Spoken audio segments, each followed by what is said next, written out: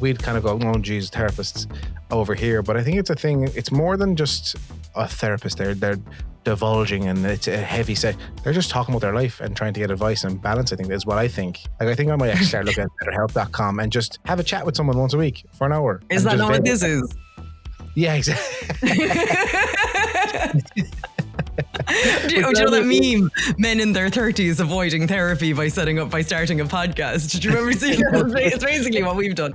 My name is Sian Horn. I am the founder of Elite Pilates, the Club Women's Network, a national network for women that work for themselves. I also create content. My name is Judie Russell. I teach people how to make videos through the Vid Academy, and sometimes I make videos. My name is Jen, and I am the co-founder of a digital marketing agency called Velocity Growth. My name is Jay Woodard. I am the founder and creative director of Ad32. We create content for SMEs, corporates, all different kind of products, food, fashion, all that kind of stuff. So it's between photo and video.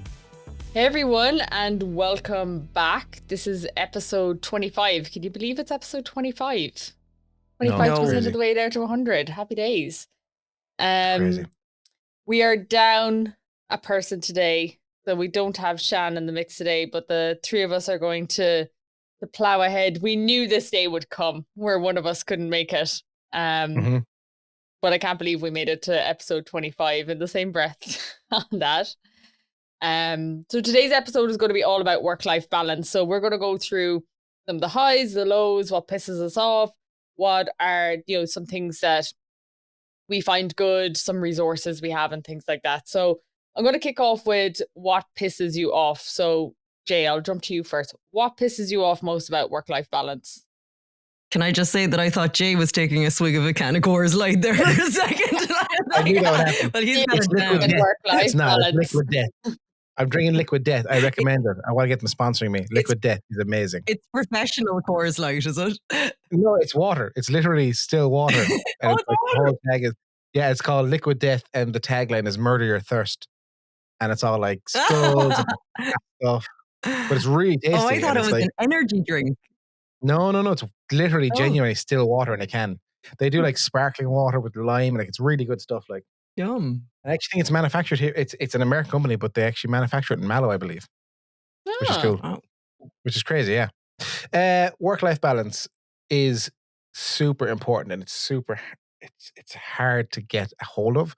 Now, I was very lucky. I did a course a few months or a year or so back with Rich Webster, and it was how to work less. Basically, it's a whole thing of, he runs a $500,000 agency on 4 hours a day, and it was just how to work less and how to minimize your time. So I have notes and I have like some input for you guys on that later on. But what pisses me off is, and look, it's not their fault, because a lot of the time it's my fault, but when clients just expect, why haven't I got an answer, this kind of stuff. And it's just, I think it was my fault a lot of the time where I didn't give them the boundaries. We need to learn how to make boundaries with people. And like, I would respond to texts at 9 or 10 o'clock at night when I shouldn't have. I should just ignore them and text them back during work office hours. But it can really burn people out. It can really burn you out. Like, it was before I did the course with Rich, I was on the verge of saying, fuck this. Like, so like, I'll go into, but like, I have WhatsApp turned off on my phone. Like, my screen is empty half most of the time. I have text messages come through. WhatsApp is turned off. Emails are turned off. All that stuff. I don't see any highlights for that. I have a reminder in my calendar on every at like 9 o'clock check your emails and 1 o'clock check emails. And if I don't get back to you, then I don't get back to you. But if I check my email, I check my email. No, I've kind of gone back into the scenario of, I wake up, I check my emails and stuff. It's not healthy, like, but it's just keep having to hit yourself and remind yourself boundaries. Take your time. Stop working. Like, as you said, Judie, you've seen before that the tagline at the end of my email. You need that kind of stuff. Like, if I don't get back to you, let me know. This kind of stuff. Like, so yeah, that's what kind of pisses me off is boundaries. But majority of the time, it's our fault, not the clients. Yeah. What about you, Judie? Oh God. Like, I was just, when you sent this episode, Jen, I was like, why didn't you do this episode like 5 weeks ago when I was like killing the work-life balance? I was almost more in life, and work was kind of supplementary to like my lovely lifestyle and stuff. Now, I was a little bit worried about the future of money and jobs. And like, I was like, there was just enough coming in. But like as a solopreneur or whatever, you're always scared that like there's not going to be enough in future. But right now I am in the thick of it. I am in this project that is just nonstop. Like I am constantly working. And, you know, I heard this good term, work-life blend. And I think that encapsulates it better. There's no balance. It's just I'm working and like I'm rendering out a video and washing the dishes. Then I'm coming back and doing a footage transfer and hoovering the carpet. And then I'm I'm just, it never ends. Like from the moment I go to sleep till I wake up. So I'm kind of taking, what I'm realizing as well is that, okay, so I have a few things to say, but the first thing is what I'm realizing is that I work in chunks and I'm better off in like 1 to 2 hour stints and I can get loads done. And then I need to go off and do something physical, not computer, because it just, I suppose this project is planning, filming and editing and meta, which I cannot wait to talk more about in the next episode that I do. Meta ads, Jen, I cannot wait to pull your brain information out for that one because it's really interesting. It is actually really interesting when you've got a bit of a budget.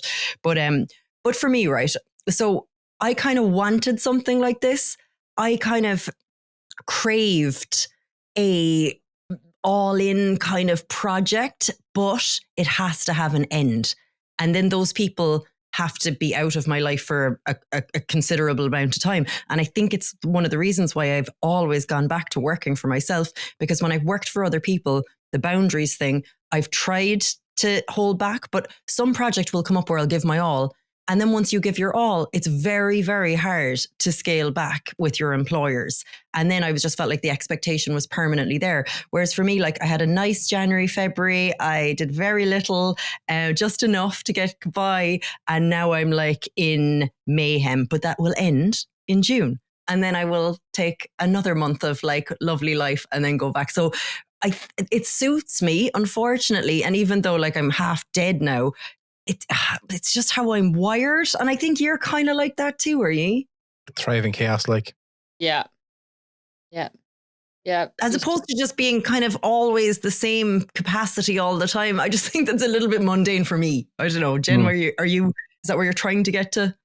Well, I mean, I've kind of moved into that to a degree where, you know, I have a fantastic team that is running the show, but it took me so long to hand over a lot of that.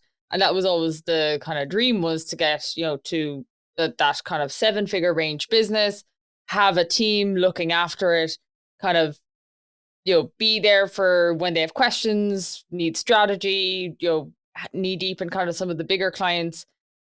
But that has left me a touch bored now. So I don't really know. But like in terms of what pisses me off, I think a lot of it is the hustle culture that we just see everywhere. There's there's kind of sexy hustle culture, you know, head down, do the work. You absolutely have to. If you looked at my calendar in 2022, you'd start crying for me. Like it was insane. Like 2 a.m. meetings, no problem. Like you should have seen my calendar, because especially just trying to grow in the US as well. I was growing the Irish side here, growing the US side. That's 2 8-hour shifts, because you can split your time that way. You can split it across the time zone. So I was, you know, working chaotic hours. But to the benefit of having this time now, which is, you know, lovely, but I'm going to go cracked if I don't. I've 2 core business ideas at the moment that I'm rapidly trying to spin up on the side. But like that, I still am trying to take a step back and say to myself, are you doing this because you're a little bit bored, or do you think these are really good ideas that you're going to do the same 2-year stint again for? Which of these can you actually commit to? And I'm in that early stage of just teasing that out, but it is chaos when you move into that early growth stage for sure. But yeah, But part of me loves it. Do you think when you said there, like it's not taking the boxes, you were like, I'll do 100 days of vlogging now to kind of balance out? Yeah. Basically, you've thrown yourself into your personal side of like content creation. Like that's all well and good, Jay, but though I've gotten it down to 1 hour a day. So wow. So you need more. I don't really. No, now I don't. Yeah, I want more. That entertained me for the first 7 days. All right, to be honest. But now I'm just kind of like, Great, that's done. Class. That's good though. But I'm only on day 15. Jen's bored. No, there's yeah. It's mad though to come out the other end of it. The other side of it is that part of me in the back of my mind is like, will we go to the next level, or is this a fantastic solid business to have with opportunistically kind of moving around it? I don't know. It's one of those things. I think I'm kind of a little bit more excited by the idea of something newer though, rather than just keep scaling this. Something. But we'll see. Yeah. It's a big thing in business where like, I should be bigger, I should get better. Well, we're here, we're doing well, we should grow. There's a lot to be said about knowing knowing the plateau and knowing the world that way, and not knowing the unexpected, and paychecks come in, clients are happy, staff are happy. Like, you have a team that you have to keep happy as well. Like, there has to be a good ecosystem, because I hate these buzzwords, but like ecosystem and synergy. But you need a good culture. Like, and if you go ham hog and this kind of stuff, it can really affect the business for the negative side. Yeah, you're making more money, but what cost? Like, yeah, because we're moving into a slightly different model now, which is super interesting. So, once upon a time we were like profit, grow at all costs for, that was the goal. And now we've actually transitioned into a slightly different kind of revenue share model where different members of the team, as the company grows, we have a team discussion. Do you want to bring in this client? Because you have a set wage, and this should increase our profit share by X amount, which means that you would have an additional percentage of that in your pocket at the end of each month and things like that. So we're looking at lots of different ways to have a more lifestyle environment for the full team, so they can kind of say, I would like, let's add that project in, because I know if I do good work here, that it'll bring it in. And we're doing a lot of kind of like performance-based contracts as well. So we get a percentage of their revenue. So the team is really like in the weeds with the clients, and then they're in the weeds for their own pocket as well, which is a really interesting way to kind of look at it. Yeah. That's cool. But what do you think is one thing that you do that helps you achieve better work-life balance, Jay? Like I said, firstly, say no. That's so important. Like, I'll in the teach me section, I'll go into the whole saying no, and I'll teach people how to say no. And Judie, I'll teach you how to say no. And but it's just having the notifications off is huge. It really is. Like, I'm not looking at my phone as much as I used to be. Like, I'd say my screen time is cut.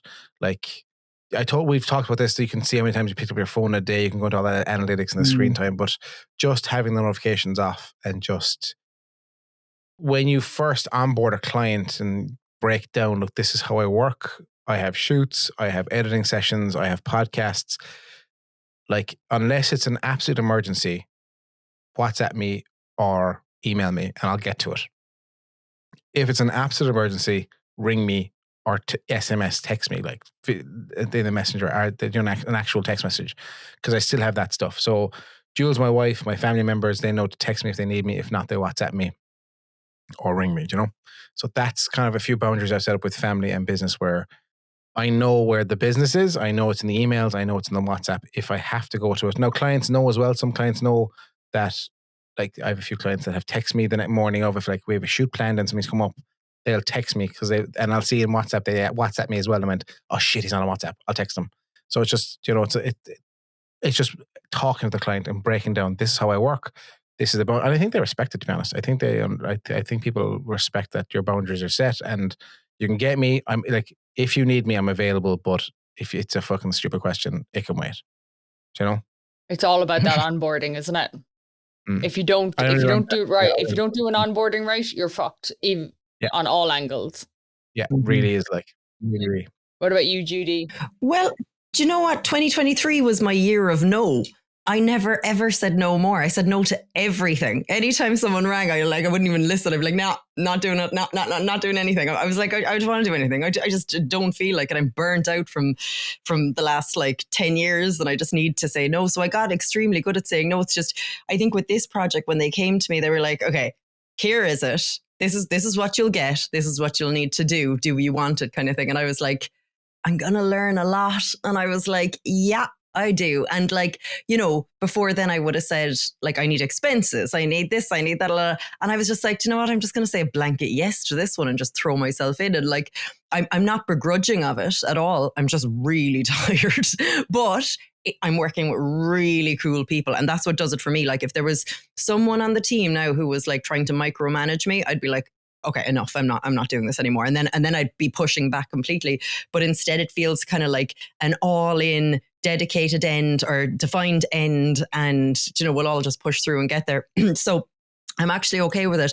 But I'm going to kind of spin it around a little bit because I think for me, it all comes down, like my overworking, and maybe not for this project, but maybe it's starting to creep in again, is a feeling of a lack of worth and just feeling like I'm not good enough, or I'm like, I think that's what's always kind of motivated me. And I'm being very careful as I get older not to be motivated. Like I think I was 5 or 6 years ago, I was like, I'm never going to let competition motivate me. I just found it was like a toxic motivator. And I was like, I'm not going to just compare myself to other people and make that get me up in the morning. Because I was like, that doesn't work. So, but then I think it goes deeper into just like not feeling good enough and having to prove yourself through work that you are good enough. And I'm very conscious that I'm not getting back into that, but I think that just lives inside me, unfortunately. And it's something that I just have to watch and deal with maybe. Do you think you have that?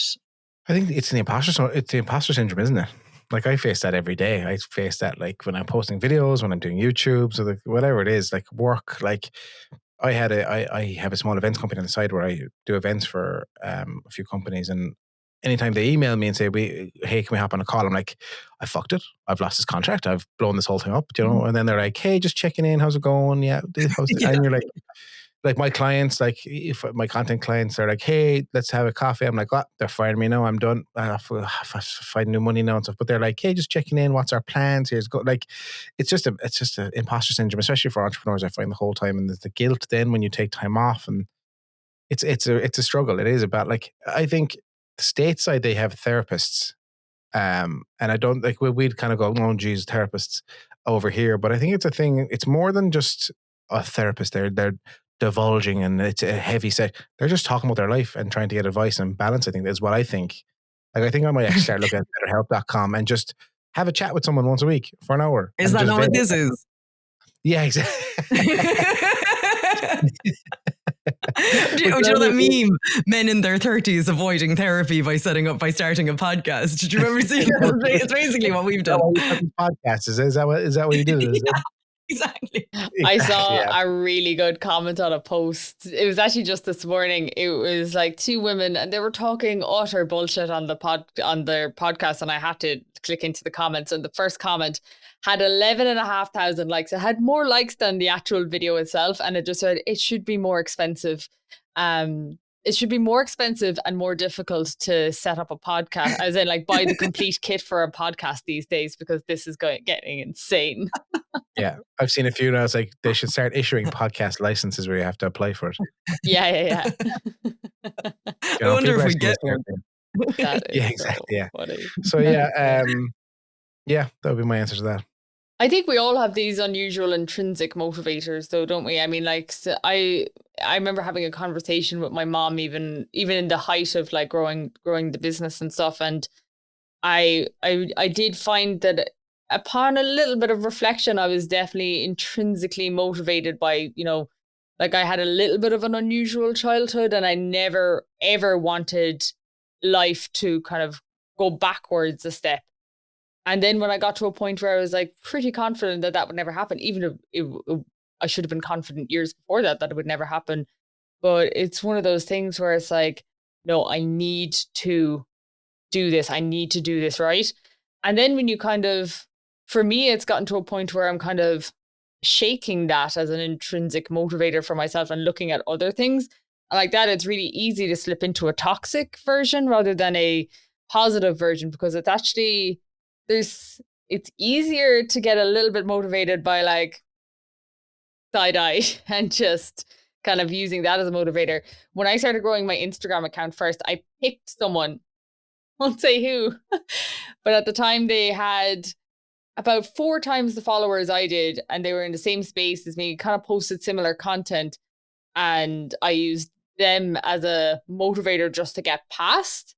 And then when that happened, I picked someone else just out of curiosity sake. When I got bigger, now it's like, people 1.2 million, and it's and it's like almost unachievable. But it's an interesting one where, that's not a good place to be either. To look at it it's from not. But I think the way that you've done it is like, a short term, and knowing as well that is like, your motivator, and it can be positive as well when it's competition. Like, I think positive competition is great. I just think when, do you know what I like? I think one time I was like, getting up at 4 a.m. going like, I'll prove to him that I can do this kind of, and I was like, oh my God, what are you doing? Who are you proving to? Like, and that's where I had to go, okay, this is reckless behavior. Stop it. I think a good counterbalance to that is gratitude. And it might sound fucking la-di-da-di, but Love. genuinely gratitude. Just like, I was in London 2 days ago for a big workshop stuff, and we flew in very early and stuff. So I was in the middle of, and I don't mean to offend by saying the rat race or anything like that, but that whole 9 to 5, that whole, and I turned to everyone who's with me. It was all the Take 9 crew, because we're all in the same boat as me. We're production companies and designers and that kind of stuff. I said, lads, we are so fucking lucky. We don't have to get up at 6 o'clock in the morning, be in traffic, go to a job we don't really like. And the boss said, there's some people out there that don't like their jobs right now. And I said, we're so haunted. That it's just the gratitude of that I can go for breakfast with my wife and my daughter while my son's in school, after we drop into school. And just, I think that's how you counteract the imposter syndrome. Like, we're doing okay. We're doing well. You haven't burnt down the house. I mean, like, I love that, and I love gratitude. But Jay, like, what's interesting is that I have this guilt that I don't have kids. I have this guilt that I'm like burnt out sometimes, extremely tired. And then I sit there and I'm like, what are the people with kids doing? I say that all the time to myself. I do that all of the time. I'm like, how am I so tired? How do people with children how do they exist? Do it? You just you have to adapt. Like, this is it. You don't get your full night's sleeps. You don't like, but again, there's things that you do then that I'm like, the fuck, how are they doing that? Like, I don't go out. I've stopped drinking. I've stopped going out. Not that you drink, but like, you know what I mean? I've stopped. Now, to be fair, my wife is incredible, Jules. Like, we said from the very get-go, it was divide and conquer, where I take the business side of things and she take the family, and we meet in the middle. And we're kind of looking at new options now where the kids are old enough, where Jules is looking to get back into business, which is great. We're actually looking at a new business idea that we're going to hopefully work together on. And in the next few weeks, hopefully we can start kicking off. But it's just balance. It's just, and having someone there with your partner or a parent that can help, and like, it's just balance. Again, it's like the whole thing. It's work-life balance. It really is like sometimes I get like, I was even saying this to my mom recently. I'm 31. My mom had all 5 of us by the time she was 29. And I'm like, how? And she was a single mom by the time she was 30. Imagine if I had 5 children. What? I can't even comprehend. I panicked even thinking about the thought of it. Imagine how crazy your YouTube videos would be. Oh my God. They would just be climbing on me, and I'd be like, they're everywhere. It's a matter of survival back then, isn't it? Not even back then, but like, it was just, you gotta make do, like. Absolutely wild. But I think the most important thing when it comes to achieving better work-life balance, and it's not a controversial one, but it's definitely one that people hate, is scheduling life. Like, everyone hates the idea of scheduling fun things or life because it takes away the spontaneity. When's the last time you did something spontaneous? Like, if you actually put something in your calendar, you'll get it done. The same as work. You know what I mean?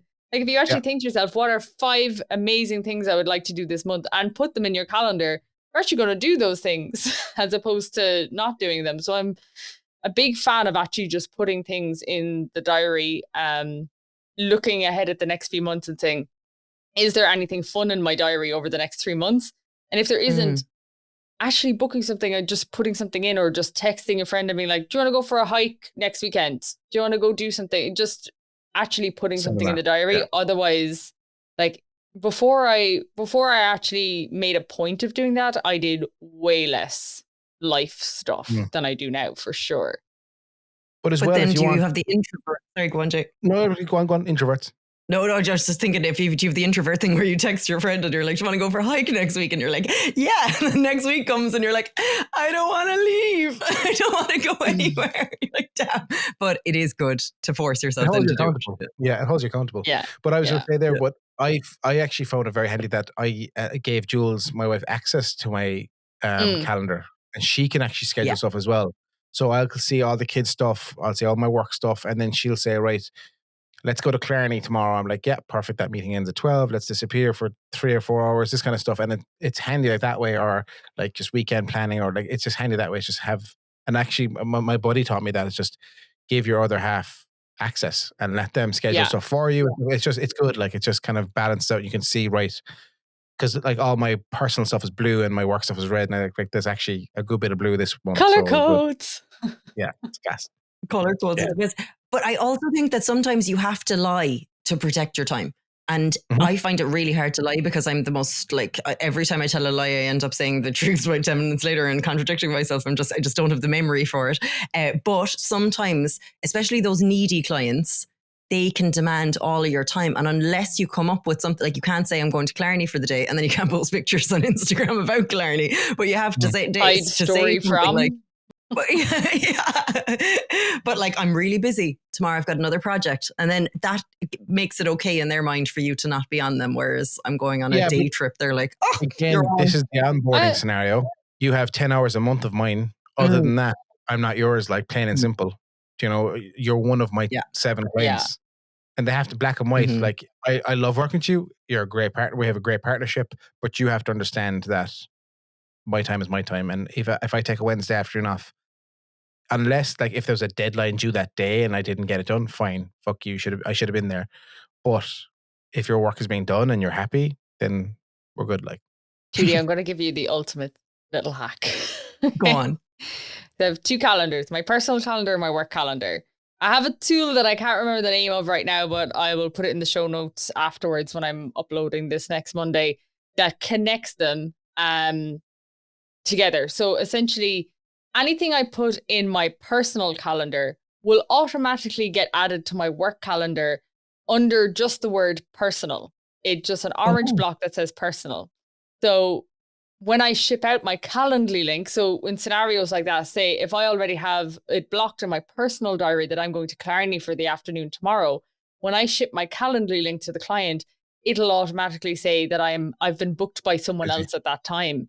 So when you sync your personal work calendar, you just cover all the bases. And then anyone on my team who looks at my work calendar can see a personal block in there. They don't know what it is. It says the actual name of it in my personal calendar, but I can ship my calendar link directly to my team. I can ship Calendly out and it'll have it already all blocked off. And that works great because then when the client says, hey, can I have that meeting later this afternoon?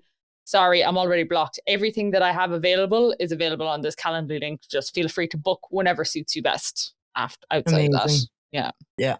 It almost creates demand for you as well, that you're kind of busy there, you know? Like. Yeah, exactly. Yeah. Like there's no getting hold of me really on a Thursday. Judie, like when you texted me earlier, I was like, right now or 4:30. That's it. I couldn't believe that you had 2 options because I know that you're really busy on a Thursday. It's my only 2 options. Today I have 9 to 10 free. I had 11:30 to 12 free. I have bizarrely 1:15 to 1:30. That's when I'll eat. And then I have 4:30 to whenever after that. Just mad. Yeah. But when it comes to teach me something new, Jay, what are your top tips for having a better work-life balance? I'm going to jump into this thing here I have here. It is I'm gonna speed through it, and if you hear something you like, stop me. So basically it's how to say no, how to learn how to say no, this kind of stuff. If you want to work less, you have to say no. So basically, first off, the single best productivity hack is by saying no. When you say no, you don't have to do it. Plain and simple. Anyone can say no to crappy opportunities only a master will say no to good opportunities. So like you're saving money by saying no in the long run, because if you say yes to a project and it's shit and it's taking up your time and they're wrecking your life, by saying no immediately, you've cut all that out and you're actually saving yourself money and time, and you're actually going to make money off saying no. I think a lot of people say, I can't say no, I have to make money. But if it's a shit project or you know that client's going to wreck your life, like saying no will actually save you brain space and will make you money along, you know? Yeah, I think there's only one caveat to that, is that sometimes you have to burn through the yeses to figure out which ones are the shitty things to say no to. There is a learning curve in that. Yeah. That's great advice, because I was doing a workshop with a group of students and they were like, what's one thing that you'd pass on? And I was like, say no to everything. And then I was like, afterwards, I was like, they're actually too young to say no to everything, because they don't know, they haven't learned enough about what to say no to. So yeah, I think that's great. Yeah. I saw a good one as well. People who don't understand boundaries see a maybe as a yes, plain and simple. They don't see it as a no, you know, and it doesn't, in their fact, it doesn't click in. Like a great response, like never say yes on the spot to a project, never ever get it into an email so you can have more time to think about it. The 24-hour rule, a little thing you can come back saying, that sounds really interesting, appreciate your invite or considering me, can I get back to you and I'll let you know soon if I can make it or if I can take the project on. That way you have time to think about it. If they send you the brief, whatever it is, you know, this kind of stuff, you can break all that stuff down. It never gets easier saying no, ever. Like you could say no, like it's still awkward. You're still waiting to see what they respond back. But the faster you say no, the better. It's a sign of respect on their end. If you respect them, their time, and you respect your time, and it gives you peace of mind saying, I'm done. This isn't going to happen. Best of luck with it. Like, do you know what I mean? When you prioritize DMs and like from strangers, like Jen would a lot, I'd say, you're prioritizing them over your time really, and the people next to you, which is shit. I'd say, do you spend like an hour, Jen, a day? Would you kind of go a month? Is like that you go into the requested folders, or how do you work that, Jen? So I use my same email principles for my DMs. So I have a four-part system. You either do, delegate, task, or delete anything that comes into your inbox. So something comes in, I have at the end of each day, empty inbox. The same is actually true for Instagram and all of the other platforms, but I can blitz it with this process. Essentially, I have like all my keyboard shortcuts set up for everything. Everything comes into one inbox. Like that. If it's to be ignored, it's less than a second, it'll be on my screen. If it's something that needs to be tasked, then it goes into my project management system. If it's not for me, it gets delegated accordingly. Or if someone sent it to me but someone else can do it, then I'll delegate it. And if it needs to be deleted, delete it. So I'm either doing it right there and then. Someone asked me, oh, what's the budget on our ads at the moment? That's just a quick reply. Delegate. Yeah.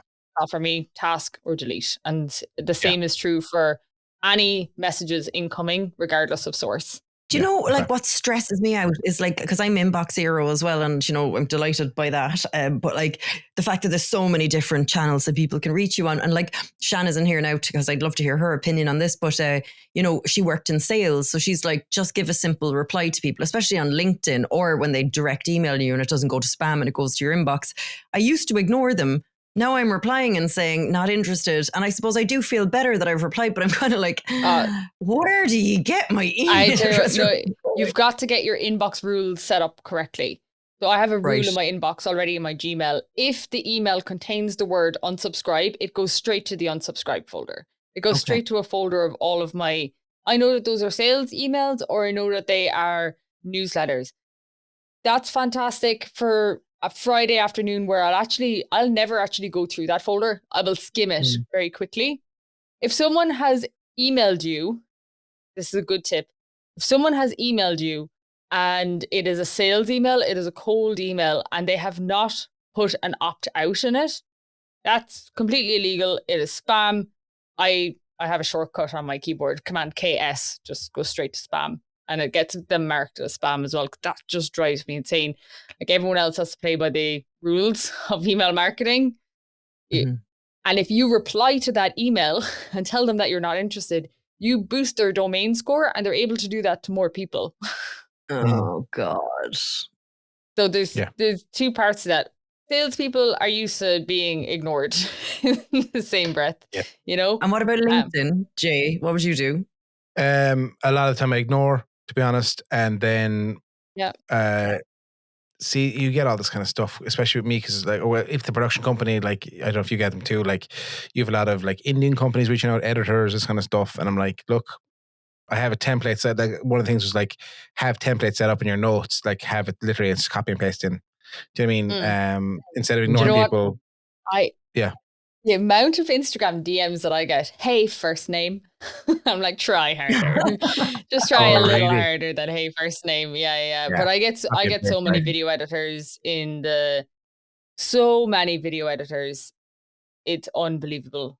I would say you're the same, Jay. That you get so many, hey, I'd Yeah. like to edit your videos. Hey, I'd like to edit your Graphic videos. design, all that kind of stuff. Fantastic. Exactly. All these people like, I'll market your thing, and you know yourself. It's Yeah. all, it is what it is. Like, But you know, this one guy did DM me during the week, and this is a total side note.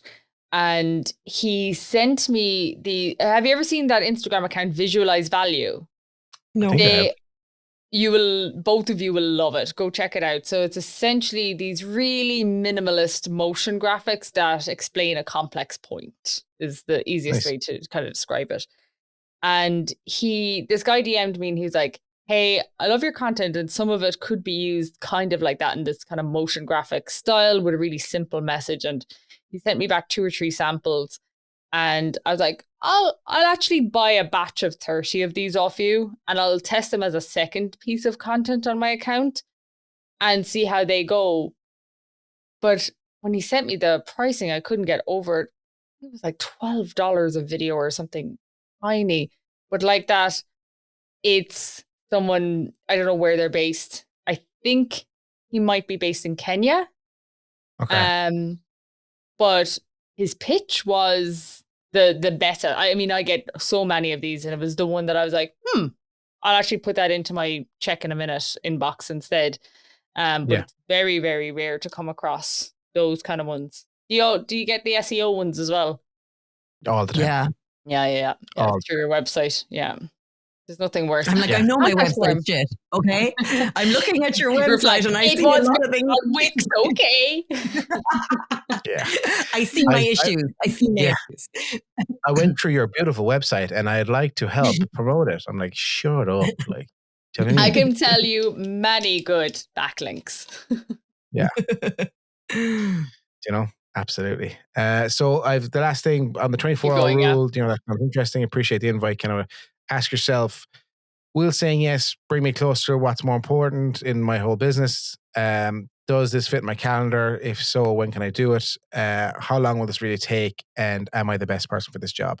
That's the thing as well, is understanding, am I the best person for this job? Because if I'm not, why am I doing it? Because the work will be shit on my end.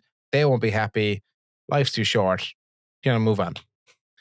And then recommend, like, there's a lot. I wish they start doing it here properly. And I tried, and tips, but recommending other people. Look, I'm not fit for this job, but John here is, and then I get a kickback of 10 to 15% for giving John the business.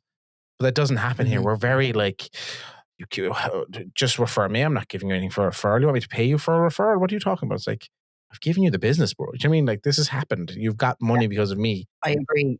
I've always been up for giving people referral payments. I think that it's a solid, and you know, it just makes it better for everyone. Like, why not? Why wouldn't you? And then you can kind of increase your prices to justify those referrals as well. Sometimes, if you're good enough, you know, and I think it just makes 100%. Everyone better. Yeah, create I like policies to as well. incentivize the clients clients that were best fit early on. Like early on my business, there was a blend of clients that weren't a good fit, clients that were an excellent fit, middle of the ground during that learning phase of yes, before you kind of figure out when to say no. And I found that a better referral incentive offer should go to the perfect clients. Then, you know, you shouldn't have a one referral scheme fit all doesn't work in an agency perspective. The best will refer the best. The worst will refer, you know, more crap essentially. So pick and choose and, you know, tailor it, really personalize it one by one. Yeah, good call. Judie? Do you have any? I'm sorry, I have no tips. Look at the state of me. I'm basically I'm a shadow of my former self. I haven't For a eaten second there. properly in days. I thought you froze the stare in your eye. You were just like looking at us. It's like, do not take advice from me about work-life balance. I just chug through like a Arctic truck, and just get the job done, and then I sleep for a month. But that is my process. I just burn into it, and then I take 3 weeks off and go on a mad holiday, and that is what I love. I don't know if that's sustainable forever, but what I found for me is that 9 to 5. Kind of giving just enough to satisfy your boss every day actually burnt me out so much more personally, like in my brain, so like, you know, I can give out about this, but I'm giving out about it in a good way. Yeah. What I love is now we're going to see Judie on like the Trump 2027 campaign. Yeah. Like, she's like pure that American, like a project manager, 90, and then crash. I'm in the You Bahamas. know who I feel like? Shiv Roy. I'm like, we need our strategy, guys. I'm totally embodying. I know so much about politics now, and I knew nothing about politics 2 weeks ago. But also what I find is that I do these things as well. I learn everything. I absorb it. Like I was an expert on American sports betting at one stage of my life. And then I will end this job on June 7th after the elections. And a week later, you'll ask me something. I'll be like, no idea. Like it's like a cache, and then the cache gets emptied and it's all gone forever. Like if I could hold it and store it, I'd be so intelligent, but I just don't have that ability, unfortunately. This is a bizarre side note, but when I did my undergraduate degree in government and politics, and the first year, like I was going back over my results, and I was like, this is interesting, and I was just trying to figure out how I could do better. And the next year, regardless of my own political opinion, I wrote all of my essays in the style of the political opinion of the lecturer and did phenomenally better. Nice. I was unionism, no problem. Northern Ireland part of the UK, no problem. Just depend on the lecturer. And you'd write whatever they wanted to hear. But isn't that know your audience? And when you're a student, because I remember my lecturer saying something like, he's like, I do a skeleton of the essay before I write it, and how I do it is la la. And I remember finishing the essay in an exam and thinking about what he said, and then going back to the start and writing a skeleton as if I'd written it in advance. And it was definitely my highest marked thing, but I was playing to him, like, Oh yeah. And you know what the other thing is that the one thing I wish I'd been told in the first year versus like my final year doing my master's is the points in any course in your essays so generally you get your reading material, you get your question, you get your reading material, and then you're told to go write an essay.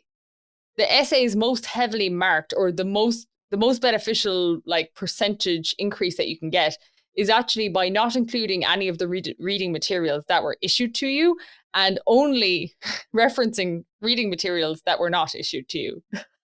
So it looks like you've read the reading materials to structure the essay, but you went above and beyond. So I used to never read the reading materials. I would just scrap that list, and I would Google things like find me books like whatever the case was, use them, and then go from there. And I would pick my 10 references from those and then write the essay around it. Yeah, Jen was born this way. Yeah. My lecturers tried to sue me, like. What did you say, Jay? My lecturers threatened to sue me. What? Why? It was a whole thing. We had to make short films for the last year. I was picked to direct one, produce one, and we were tipping around the whole time, and we did a whole BTS documentary on the making of a student film and all this stuff. And we were encouraged at the start of the year to do BTS and capture as much content as all. And then one or two of the lecturers kicked off after we'd done the shoot, and they saw us, they had the camera, they were talking to camera, asking questions and all this kind of stuff.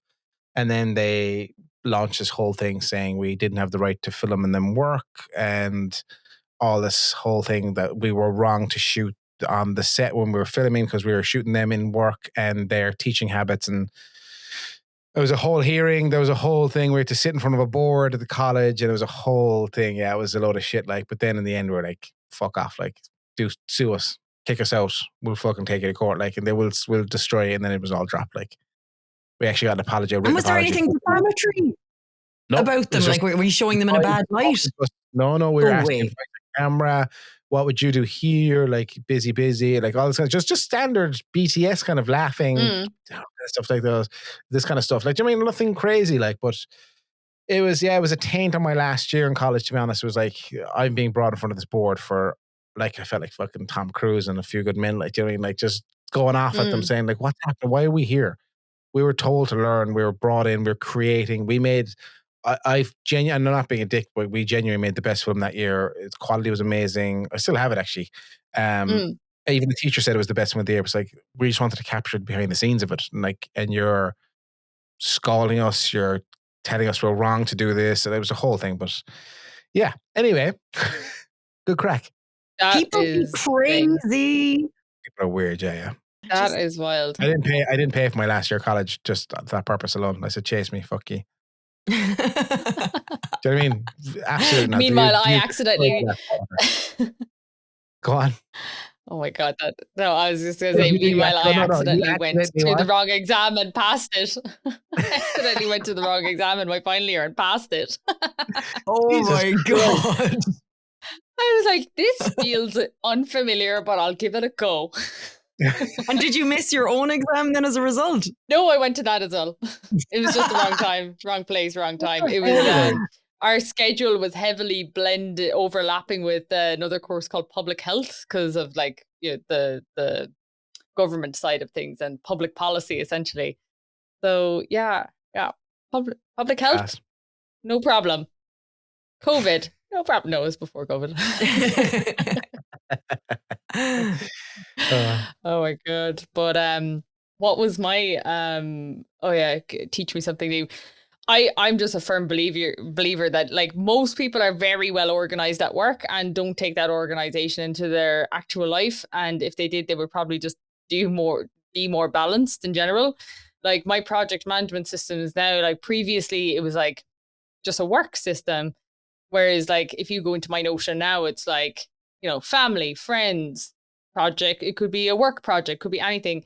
I'm just trying to take a more holistic view of it to see if I can balance things out a bit. And it's just an interesting way to approach it. So, when you shut off from work, don't just shut off and sit in a couch. Like, as you said, take the same approach you do to work, have fun days out, do cinema with friends. Like I try, because I'm very lucky in the sense I have a few circle of friends where they're all different and they're all different aspects of life and like this whole thing. And there's always someone to hang out with or have lunch with or go to the cinema with. And it's brilliant. Come over for dinner to my house. Like, it's great to have that kind of idea in your head and just get out and do more because life will feel fuller. You know what I mean? Yeah. Or a big thing that I always thought and is a bit bizarre now looking at it. And I think it's maybe getting to a little bit more comfort in my own skin. But for a long time, I kind of thought that if you had no one to do something with, then you do nothing, essentially. Whereas now it's like, I'll take the dog out for a run, or you know what, I'll go grab myself a coffee in that nice shop down the road, and I'll treat myself to a little cookie or something like that, and just just actually doing something even small for yourself can make a difference too. Especially 100%. On like the days where people are busy. That's fine. If you have a whole like this Saturday now, I'm like, I have a whole Saturday free. I actually ended up booking some laser hair removal to entertain myself in the morning. But so we'll see how that goes. Like, one of my favorite things to do is go to the cinema by myself on like a Tuesday at 1:00. Oh, that's And the only problem I have with the cinema is that extra large. I always get an extra large popcorn and a small drink, and I will have that extra large popcorn eaten by halfway through that movie. Why the small drink? I don't really want the big drink. I need to keep all the room for the popcorn. You can get the medium drink, Jen. Just want the popcorn. I'm just there for the popcorn. I hate the cinema. I think it's the worst place in the world. I hate it. Oh my God. There's loads of people. You can't pause it. It's just all very... The place is empty. You have the place to yourself. When you said that, I was like, I'm going to actually try it. And where'd you go, Mahon Point? I have the OmniPass, which is class. It's €15 a month for unlimited movies. Save so much money because I go 3 or 4 times a month. Yeah, and it'll cost you like even Wow. myself. Like it is expensive. I Myself would, and Jules went to see a movie and got popcorn. It's 50 quid, like with popcorn. If you go to get, you know what I mean? yeah. Yeah. Where this way I go, it's like, yeah, it's good. I wonder would that incentivize me to go more, or no, that's a ridiculous way to buy a subscription. Actually, I won't do that, but I probably only go to It's only cinema maybe 15 once euro, every like, 4 or 5 months. but what I love is then you get the email, what's coming up this week or what's in this month. Oh, yeah. And it kind of gives you an Oh idea. Oh, yeah, I want to see that. I want to see that. It's nice, like, you know. yeah, yeah. No, that's The good. drive-in cinema was really cool. I loved that, but it unfortunately shut down. I know that's really sad. 'cause you were in the Business back seat opportunity with a there. fella. Set that back up. It's because what? You're in the back seat with some fella. I was like, say it again, Jay. Go on, yeah. Say it to my face.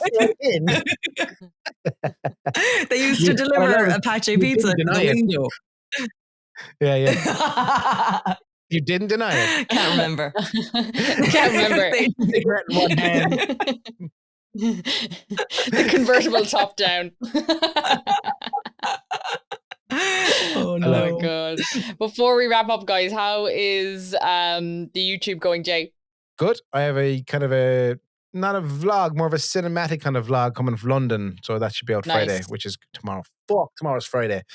Yep. I have to edit that. So but yeah, that's good. And I've Ewan were amazing. Keith hooked us up from Transcontinental. He hooked me up with brand new gimbal. Some amazing Nice. lights from Ewan. So I'm gonna do an unboxing and do all kind of stuff and amazing. Amazing. Thanks, Nice, Keith. nice. Yeah, I'm looking What forward about to it. you, Judy? I think you're I'm the work-life biggest balance. failure of all time. Yeah, I failed, and it's really annoying because You I was didn't actually fail, really you enjoying it. but reprioritized. I had to, and I'm so sorry. But when I see years go up, I'm like, brilliant. Like I wish I was along for the ride. Do you know that kind of way? Because like by the time I get to go back to it in June, you're gonna have loads of subscribers and you're gonna have systems in place and stuff like that. And I'm like, damn it! But no, I love seeing year stuff, and that's great. I'd love to see There's- the BTS of you though. There has to be some way for the last Yeah. week or two, someone have like some student that comes along and shows just BTS of you doing what you're doing. Do you know what I You're did just the other gonna- night, Jay? And this, I was even I impressed myself. I was at an event with a stage and 4 speakers and stuff like that. I did a reel before the event ended with 2 pieces to camera and cutaways and music and subtitles. And I filmed the entire event for 3 cameras and edited the whole hour and a half of the Nice. event and put that on YouTube the next day alone. Like I had to say it to them afterwards. I was like, this is a 4-person at least job, and like it looks like the results look like A 4-person perfect. job. I think like Amazing. could be Well better, done. obviously, but like it's just amazing what you can do when you have no other option. Yeah. You're just like, figure it Do out, me a you know? favor, even if you want, I'll meet and give you the Insta 360 that you can wear the magnet thing around your neck, or you can put in a hat or in the Brilliant. car and shoes. But like, just get content for yourself. Even after all this, Okay. just shows you working, Okay. shows you just for yourself. Just capture content if you can. Yeah. I know your phones Yeah. are really. Okay. If You're right. you can hire someone for one day, if you know there's a big thing happening, say it to someone like that's not too, that's budget friendly, and say, look, I'd love you to come take photos and I'd love to take some content of me while I'm working.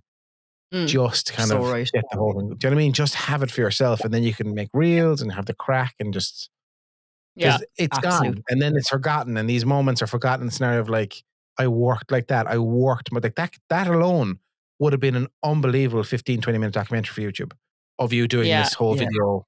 Do you know what I mean? Yeah. That would Yeah. be great. The pressure, it's fucking 4:00 in the morning. I'm here editing, like, and it's deadline. They've gone to me this morning. Like this, do you know, it just works. Like that's what Okay, people yeah. want. to okay, see, you're like. so right. You're so right. And do you know what? It will actually probably make me even better because I'm like, fuck, to get better, fucking do something now. Yeah, do you know what? I love it. Thanks. Yeah. Yeah. Just get BTS. Really Yeah. I know? feel like I've started burning through the process of like trying to come up with an idea and editing so much now that I think I'm moving into the stage where I'm kind of almost regretting the 100 days, because I have learned in the first 15 days that the most important next step for me is planning. So I know, like, I feel like I've learned just enough about the editing and the capturing of footage and the editing of footage. Like I've made so many mistakes there that I can have some semblance of a mold for that. And I'm like, if I just spent more time planning then I'd probably do a little bit better. So Jay, at some point I'm going to pick your brain on storyboarding that as well. Yeah. I'm going to have to jump because I have a call. I'm going to have to escape too. Great to see you guys. Yes, great to see you. And we will see everyone next week. Don't forget to like, subscribe, watch, love it, share it, do all the things. Bye.